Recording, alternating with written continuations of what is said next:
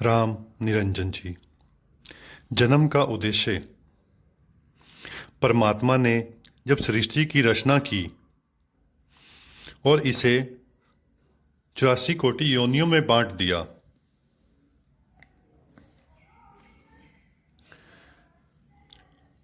कई प्रकार के पक्षी, वृक्ष, कीड़े, पशु, भूत, प्रेत, देवी, देवता, फिर इंसान।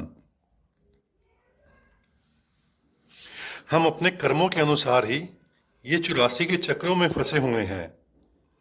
हमारी आत्मा परमात्मा से मिलकर ही इन चक्रों से मुक्त हो सकती है।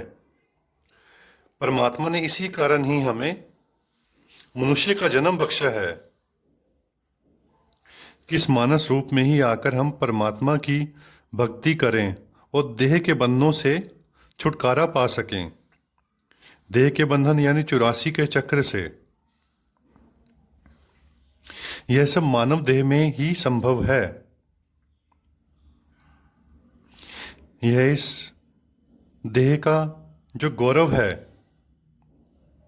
भक्ति करने का, इसी मानव रूप में ही कर सकते हैं। इस देह में बैठकर हम परमात्मा से गहरा रिश्ता बना सकते हैं। परमात्मा ने इंसान की योनि को सबसे ऊंची श्रेणी में रखा हुआ है। सबसे ऊंची श्रेणी, जैसे छत पर आपने जाना हो, सीढ़ी के सबसे ऊपर के डंडे पर आप पहुंच गए और वहां से पैर खिसका तो क्या होगा? सीधा नीचे आएंगे। और कोशिश करोगे तो छत पर भी चढ़ जाओगे, यानी परमात्मा को पा सकोगे। और अगर पैर खिसका तो सीधा नीचे आएंगे, फिर 84 के चक्र में फंसे रहेंगे। कई जन्मों के बाद ही यह जन्म प्राप्त होता है।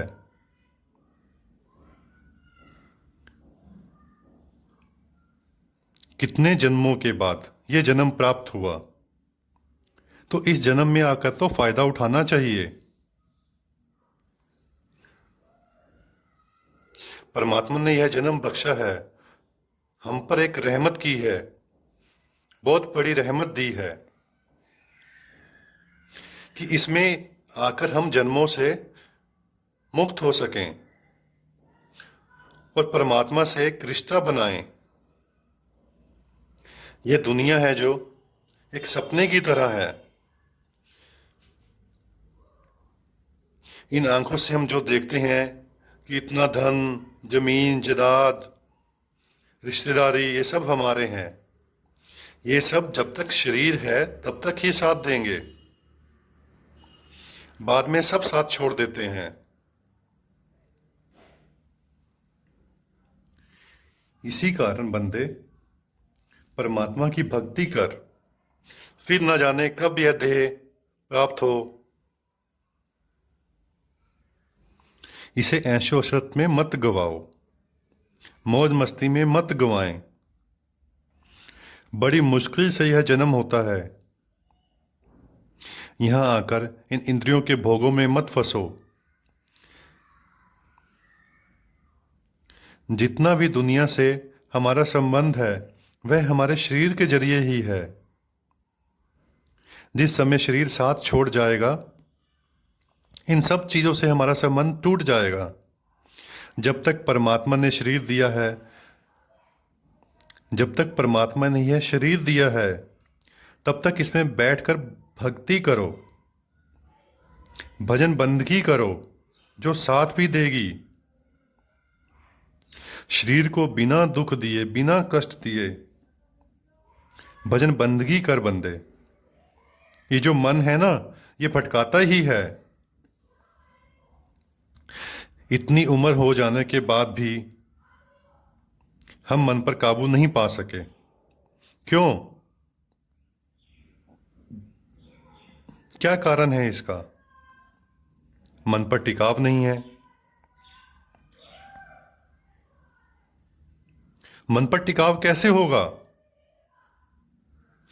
सिर्फ भजन बंदगी से ही मन पर टिकाव होगा। भजन बंदगी करो, समय दो, मन भी अपने आप काबू में आ जाएगा।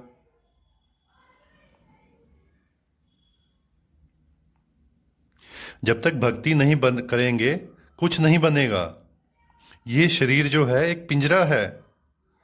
इस पिंजरे में कब तक कैद रहेंगे? एक दिन तो उड़ना ही है। फिर कहाँ जाओगे?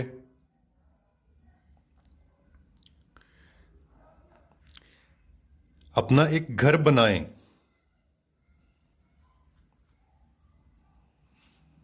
सगे संबंधी रिश्तेदारी पैसा कुछ भी साथ नहीं जाएगा, ना ही साथ देगा। ये साथ देगा तो सिर्फ प्रभु की हुई बंदगी। इस जन्म में आए हो, इसका भरपूर फायदा उठाएं। ठीक है, जन्म हुआ है, रिश्तेदारी है, मौज मस्ती भी है, सब तरह से हमने रिश्तेदारी भी निभानी है और भजन बंदगी भी करनी है। भजन बंदगी को भी समय देना है।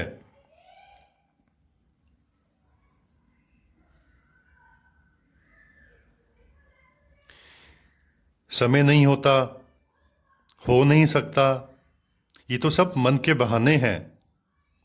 सब कुछ हो सकता है। आप बस में सफ़र करते हो, 2 घंटे का सफ़र है, या ट्रेन में सफ़र करते हो, 4 घंटे का सफ़र है, एक सीट पर बैठे रहते हैं। क्यों? कि सीट पर कोई और आकर ना बैठ जाए। हम 2-2.5 घंटे ही भक्ति नहीं कर सकते, ध्यान नहीं कर सकते, मन को काबू नहीं कर सकते? कर सकते हैं। मन का काम है भटकाना, और आप भटक जाते हैं। आप शुरू तो करके देखो। आप शुरू करेंगे तो परमात्मा भी साथ देगा। परमात्मा को साथ देना ही पड़ेगा। आप शुरू करें। यही जन्म का उद्देश्य है हमारे जन्म का। और क्या उद्देश्य है? कि इस जन्म में आए, मौज मस्ती की, गवा दिया, खत्म। फिर दोबारा 84 के चक्र में फंसे रहेंगे। ये 84 के चक्कर से बाहर आने का यही जरिया है, मानव देह। मानव देह में आकर ही हम 84 के चक्रों से बाहर आ सकते हैं। यही हमारे जन्म का उद्देश्य है। इस जन्म में आए हो तो भक्ति करो, बंदगी करो, मन को टिकाओ। सिर्फ यही हमारे जन्म का उद्देश्य है। इसके सिवाय शरीर के रिश्ते हैं सब।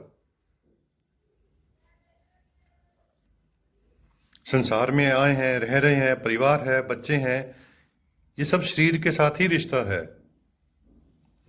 ये रिश्ता निभाओ, लेकिन शरीर के बाद का रिश्ता भी निभाएं।